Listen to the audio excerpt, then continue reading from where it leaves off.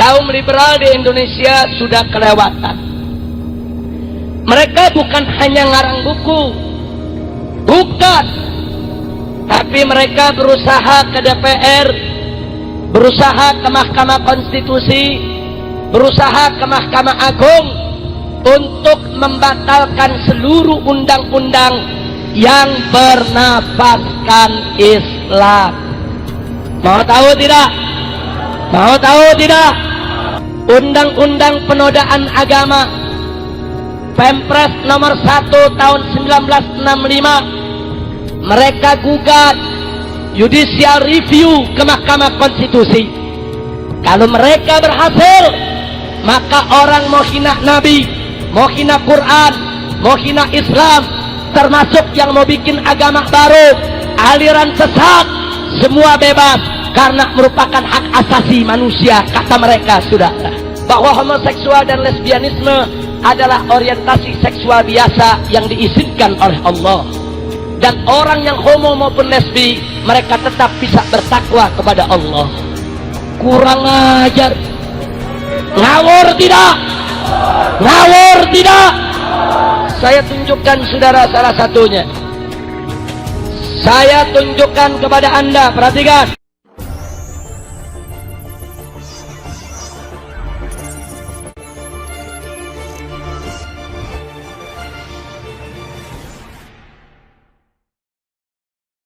Sebuah masukan yang sangat baik dan juga yang berkaitan dengan pasal-pasal yang lain-lainnya, termasuk pasal penghinaan terhadap presiden.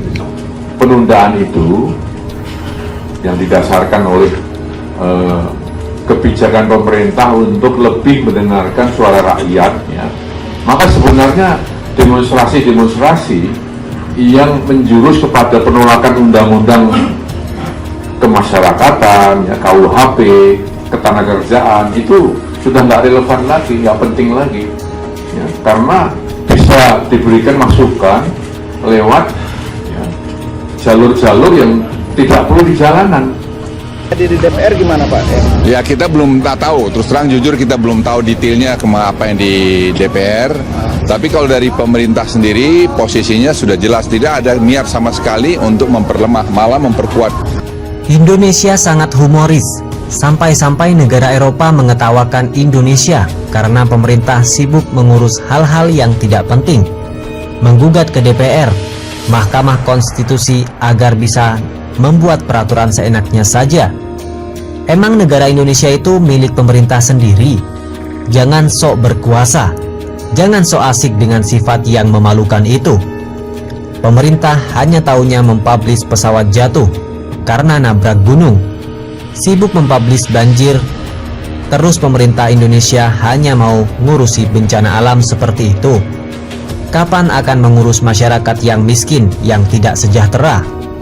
Indonesia hanya pintar menggugat ke DPR maupun ke Mahkamah Konstitusi untuk menerbitkan Undang-Undang Dasar RKUHP agar kepentingan individu cepat selesai. Tapi semua itu tidak terjadi. Kasihan pemerintah Indonesia selalu usaha menerbitkan Undang-Undang Dasar tapi gagal terus. Habib Rizik Syihab juga ikut nyinyir pemerintah Indonesia karena selalu gagal dalam menerbitkan Undang-Undang Dasar. Akhirnya Habib Rizik Syihab membongkar isi dari Undang-Undang Dasar KUHP karena semuanya itu berbau kepentingan pemerintah Indonesia saja, bukan kepentingan rakyat Indonesia. Habib Rizik membongkar semua itu sudah sejak tahun 2012, tapi media Indonesia tidak mengungkit isi dari RKUHP itu. Kenapa pemerintah Indonesia takut? Karena itu investasi pemerintah Indonesia saja, bukan kepentingan rakyat.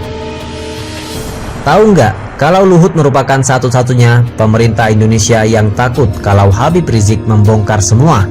Karena Luhutlah yang selalu mendesak DPR dan Mahkamah Konstitusi agar RKUHP itu segera diresmikan. Kasihan Luhut, usahanya selalu gagal dan tidak mungkin akan terbit, karena otak Luhut itu hanya uang, uang, dan uang. Kapan Luhut akan mementingkan rakyat? Kalau Luhut sudah berhenti jadi menteri, Luhut hanya menjadi virus bagi Indonesia, karena ke belakang Di belakang presiden hanya Luhut yang kuat dan banyak keinginan untuk selalu menguras harta negara Indonesia. Sekarang saya mau kasih informasi penting. Mau informasi? Ini informasi di TV nggak ada. Di TV nggak ada. Di TV yang ada pesawat jatuh. Tahu pesawat jatuh? Betul. Itu jatuh nubruk gunung Salak. Nah itu Presiden Rusia protes sama Presiden Indonesia. Kata Presiden Rusia, kenapa Indonesia tidak beritahu kepada kami supaya pilot kami mengerti bahwa di Indonesia ada salak segede gunung.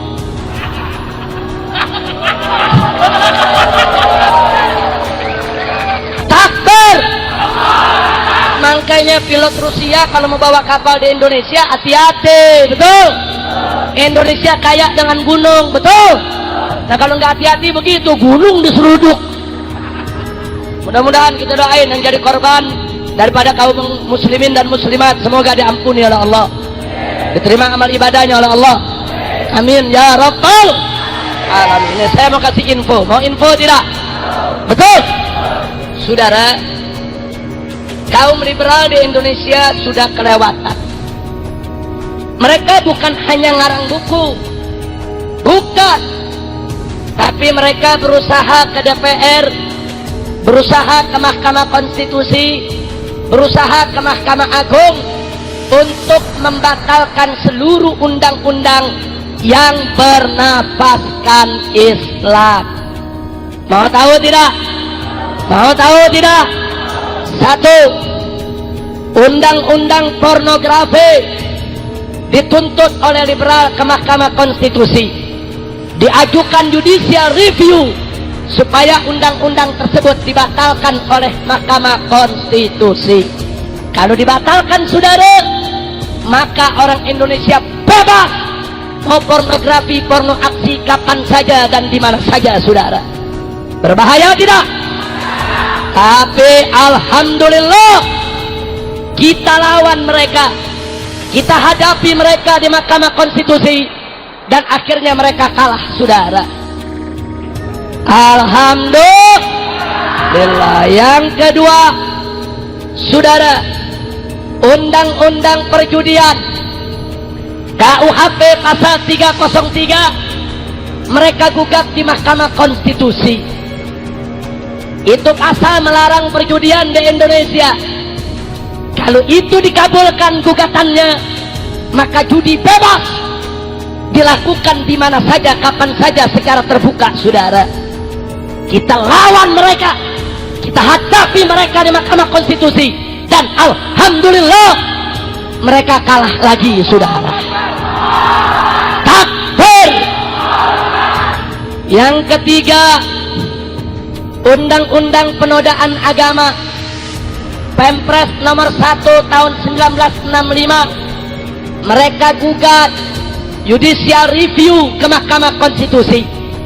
Kalau mereka berhasil, maka orang mau hina Nabi, mau hina Quran, mau hina Islam, termasuk yang mau bikin agama baru, aliran sesat, semua bebas, karena merupakan hak asasi manusia, kata mereka, saudara. Alhamdulillah, kita lawan lagi mereka berbulan-bulan di Mahkamah Konstitusi, saudara, dan akhirnya mereka lagi-lagi kalah. Takbir. Ini adalah pertolongan Allah. Betul? Betul. Yang keempat, ada perda-perda di daerah-daerah yang melarang minuman keras, saudara. Dilarang, saudara. Ada 351 perda. Alhamdulillah.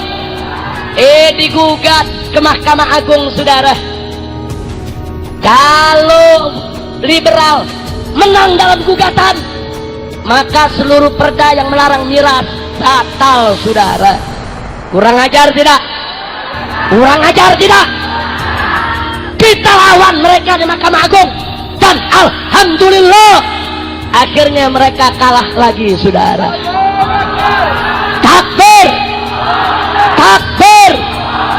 Allah kasih kita semua menang. Alhamdulillah. Apa liberal berhenti? Tidak. Tidak, saudara. Mari kita lihat. Diam-diam orang-orang liberal di DPR, saudara, buat rancangan undang-undang kesetaraan gender.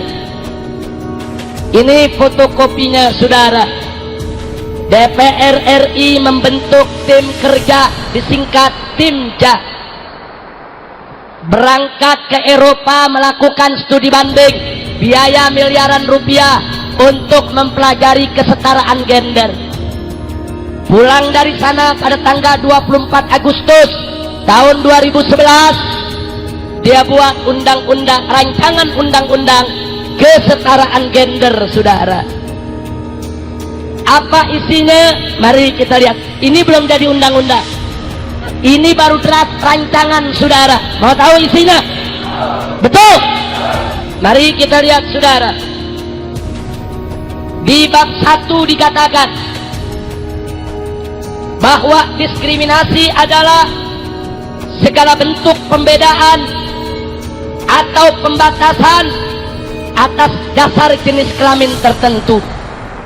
Artinya, kalau ada pembedaan antara perempuan dan laki-laki, ada pembedaan antara perempuan dan laki-laki dalam peran, tugas, dan tanggung jawab, maka itu adalah kejahatan diskriminasi, kata undang-undang, saudara. Nih rancangannya. Nah, sekarang kita lihat pasal 67, langsung saja. Pasal 67, saudara. Di pasal 67 dituliskan, setiap orang dilarang melakukan perbuatan yang memiliki unsur pembedaan atau pembatasan atas dasar jenis kelamin tertentu, saudara. Tidak boleh ada rakyat Indonesia yang melakukan pembedaan antara laki-laki dengan perempuan, saudara. Barang siapa, masuk pasal 70, barang siapa yang melakukan pembatasan atau pembedaan antara laki-laki dengan perempuan, maka dipidana penjara dan didenda. Tidak sampai di situ, saudara. Mari saya sampaikan, segala pembedaan antara perempuan dan laki-laki dianggap kejahatan. Siapa yang melakukannya, dia dipenjara dan didenda. Saya mau tanya sama yang hadir, saudara. Laki-laki dengan anak perempuan, kalau bagi warisan, anak laki-laki 2 kali bagian perempuan. Betul? Ajaran agama apa itu? Datang dari mana itu? Datang dari Allah Subhanahu wa ta'ala. Tapi jujur, pembedaan bukan? Pembedaan. Laki dan perempuan dibedakan. Yang laki-laki 2, yang perempuan 1, saudara. Kalau coba-coba besok Anda bagi warisan seperti itu, bapak, ibu, coba-coba bagi warisan, laki 2 kali perempuan, bapak dan ibu ditangkap, dipenjara, dan didenda, saudara. Baik, saya mau tanya, wong deso, kalau kita bikin akekah, punya anak perempuan, potong kambing berapa ekor? Anak laki? Maka kalau anak perempuan gak rela, dulu aku kecil 1 ekor kambing, kenapa adikku yang laki-laki 2 ekor kambing? Ini pembedaan. Itu anak perempuan lapor ke polisi, bapak ibu dipenjara. Kacau tidak? Kacau tidak? Saya mau tanya yang ada di sini, perempuan boleh khutbah Jumat tidak? Boleh tidak? Boleh azan di masjid? Azan? Boleh tidak? Ada perempuan di kampung sini mau azan di masjid, maksa ngotot mau jadi khotib Jumat. Kira-kira sama kiai diizinin nggak? Diizinin nggak? Kiai nggak izinin, itu anak perempuan lapor polisi. Hak saya dirampas oleh Pak Kiai. Kenapa lelaki boleh azan, saya perempuan tidak boleh?